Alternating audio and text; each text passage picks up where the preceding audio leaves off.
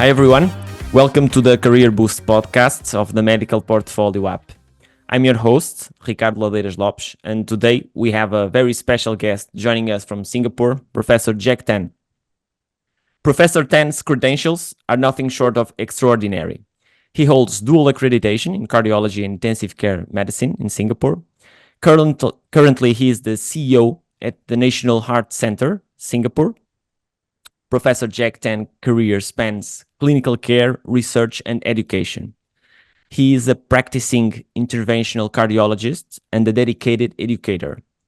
He holds clinical associate professor appointments at the Duke National University of Singapore Medical School and SingHealth Duke National University of Singapore Global Health Institute, and lecturer appointments at the Yong Lu Lin and Lee Kong Chian School of Medicine.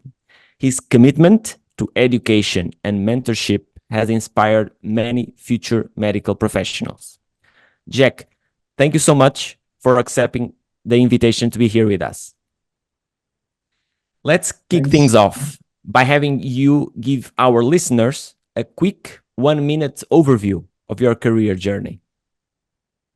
So before I do that, let me thank Ricardo. I've been very impressed with Ricardo from the first time I met him. I do host Asia Emerging Leader Program, and he was the first ESC nominated cardiology tomorrow leader nominated by the European Cardiology Society to attend our meeting. And since then, he has impressed me with many initiatives, including this one. So thanks, Ricardo. Job well done. Thank you. So maybe a little bit about myself.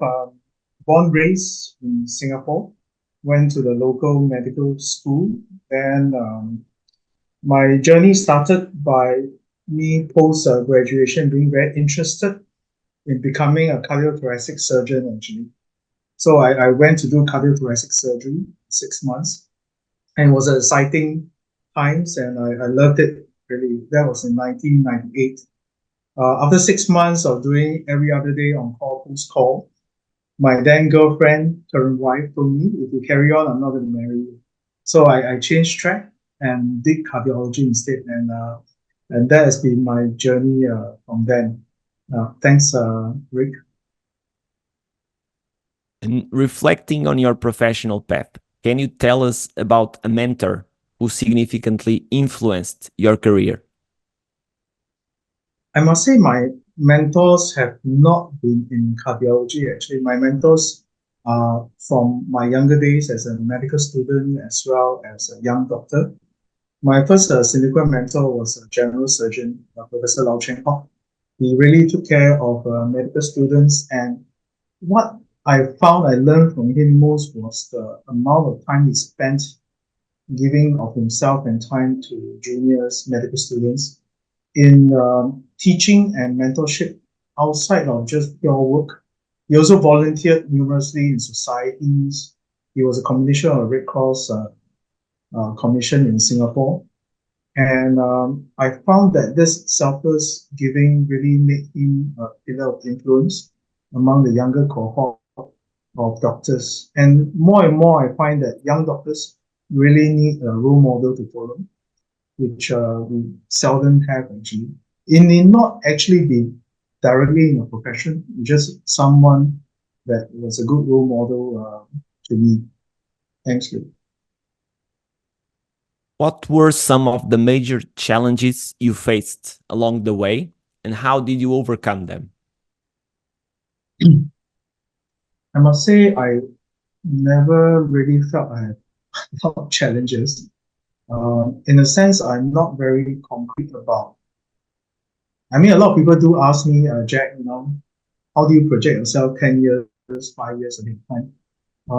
Even when I was much younger, I never had that need or to have that time frame and time goal. So a lot of things happened to me, I would say, pretty serendipitous. I felt that my own principles in living a life is not about pure work, actually. It has to be a balanced life to be sustainable. So to me, a balanced life, I would say, is, I usually give this example of the palm, five point palm. The thumb being the most important finger in the hand is yourself.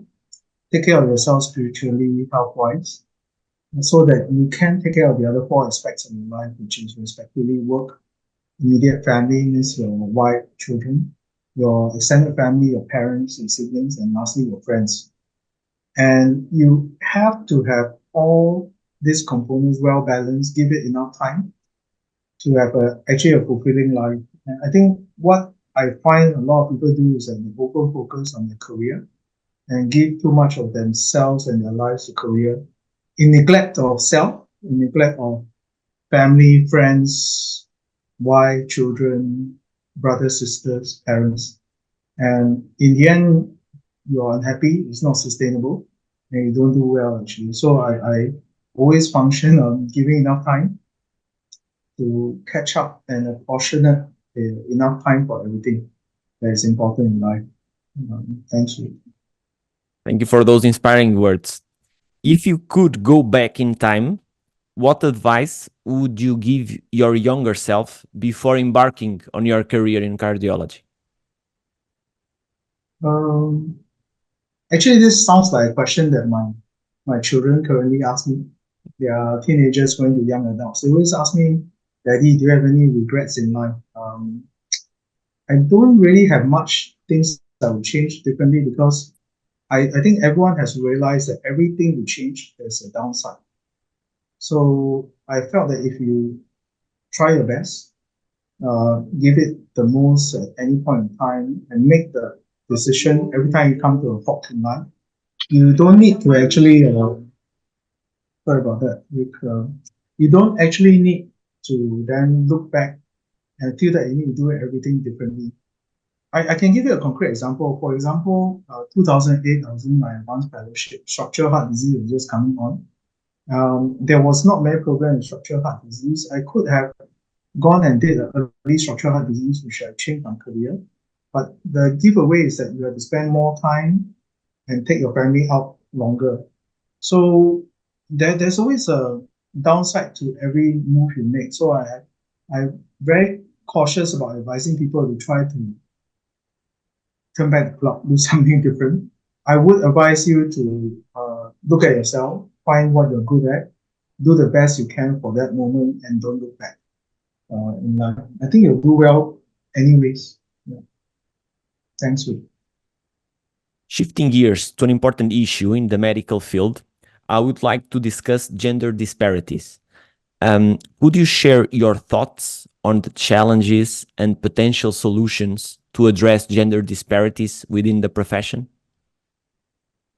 So I firstly want to state that I did a discussion with all the society presidents on a Zoom platform like this, where I actually went around gathering data for actually gender number disparity, even in Asia Pacific. So I think we need to recognize that there is a gender disparity between especially the numbers of cardiology between male and female in the region, especially my part of town in Asia Pacific. Some countries do better than ours, than others. Singapore is not one country that is doing well. For example, countries like Philippines, Indonesia, Myanmar are doing very well in terms of actually very high numbers of lady cardiologists and somewhat cardiothoracic surgeons compared to men. Um, I think that my take on looking at the data and the needs is that it's not about gender equality, but all hands on deck. Our medical school cohort is already at least half ladies, half men joining the cohort. There's no good reason why we can't have half cohort for each subspecialty. If we are having gender differences, then I think our work environment is not so ideal to attract ladies, and this is our responsibility. And in Asia Pacific, more so than other areas, we need everyone, whether you're a man or woman, we just need more cardiologists. So definitely coming out of an environment to employ, deploy, and groom both lady and young men is very important. So I think we still got some ways to go. I wouldn't say it's a gender equality thing. I think it's just a fact that cardiology may be a tougher discipline than others that may not be so attractive nowadays to younger folks. So I think nowadays what I hear is that younger doctors prefer more work-life balance type of disciplines. And as senior doctors, we need to endeavor to provide that kind of environment for both young men and women, not just the ladies. Thanks, Rick. You are known for your exceptional critical thinking skills. How do you cultivate and apply this skill in your daily work? So I think my observation that I want personally to be a very able and competent doctor. And in order to achieve that, what I observed earlier on in my career about what some good seniors, the traits that they have is that they are actually very self-reflective and insightful. And meaning that if they do have a complication, they look back, they examine what actually went wrong, and they try to learn from it and correct it so it doesn't happen in the next patient. To do that, you actually need two things. One is you need to be humble about acknowledging that things can happen and you're not the world's greatest and you need to learn. Secondly, you need to have uh, uh, the insight not to be too defensive about it. Say that the first thing that you do is to point to other people, say it's other people's fault. So if you're humble, you keep an open mind and you're reflective, I think you will improve, and then you can be very inquisitive about the common day things and be very truthful to yourself and to your peers. If you don't know anything, you don't know the subject or you're not sure, just say so. You know, I don't know. I'm a professor of cardiology. This part I don't know. Can you tell me? And I think sometimes the juniors know more about certain subjects than you do. So just be humble enough to learn from everyone. And I feel that the moment as a senior in a group, you're able to acknowledge the fact that you need to learn more, then everyone opens up. Then I think everyone learns as a team. I think that's the best ideal environment for learning. Thanks, Lee. Turning to the topic of leadership, what do you believe is the most essential quality for effective leadership in medicine? More and more, I think we need to function as effective teams to do well in our discipline. And maybe I give you a simple formula about as a leader, what your juniors look at you as to be effective. So the formula is A plus I divided by S. So A is your ability, your technical ability, your knowledge, your leadership ability, your character traits, emotional stability. I think all this come under ability, not purely clinical. Plus I, your I is your interpersonal relatedness and effectiveness. So somewhat your EQ, whether people want to follow you, want to listen to your qualities as a person, whether when shits hit the roof, do people always connect to you and ask how to get by? So I think the A plus I is your skill set. But as a junior, what they look to you as is A plus I divided by S, meaning how self-serving you are as. So you may be the most able leader, the most high EQ, but the juniors perceive you as very self-serving, then your effectiveness as a leader for the team is very low. So I'm sure you have seen people before with a lot of ability but poor EQ, can't talk to anyone, but perceived as being altruistic, not very self-serving. They can still get somewhere because their effectiveness skill is still there. You have seen people who are very high EQ, for example, still very able, but perceived as very self-serving, then the skill for that person may be as low or the same as a person who actually have very poor skills in a sense. So I think that is a way to look at how to man an effective team. And because nowadays I put the scale of divided by S in this current team because more and more you need the engagement and you need people to follow as a group. Gone are the days, my time where my professor say A, I don't say B. It's very easy to not engage and just do. Nowadays, I think more and more, in order for the team to be effective, the seniors actually have to engage, convince, and group together. And therefore, the perception of a savant leadership or servant leadership is very important. And if you have a leader that is perceived as self-serving, usually people will just, sorry, I'm going somewhere else. Thanks, Rick. That's a formula for success, for sure. And complementing on that, for our young listeners aspiring to advance in the field of medicine, what practical advice and insights can you offer to help them boost their career progression? So for young cardiologists, I would say, meaning just post-training, turning into a junior attending, very much like yourself, establishing yourself. I think maybe a bit of mnemonic. I think you might have heard this before, in my mind, the three A's. The first A is your ability. If you cannot be incompetent. Post-training, you need to be perceived as being adequately trained, very competent in your skill sets professionally, your knowledge base, everything is tip-top. There's no question about it. Then to be actually successful, you need the other two A's, which is the second A, affability, because in order for people to want to work with you, you need to be very affable, likable. You cannot be a toxic individual. And if you're affable, people really trust you. They know that you are actually authentic and true to patients. You're truly a patient's advocate. Then plus your ability, then you get a lot of success because you get patience, you get trust, you get a good name among your colleagues. But the last A, sometimes people forget, is availability, because you can be A and very able, very affable. People want to refer to you, but every time I call you, Rick will tell me I'm on holiday, I'm doing another conference, I'm not available. That is useless. So I think in your earlier days in the career, you have to make yourself available in order to build up your practice and reputation on a clinical round. So these three simple A's for young cardiologists. Thanks, Rick. Amazing. And looking ahead, where do you see the field of cardiology heading in the next decade?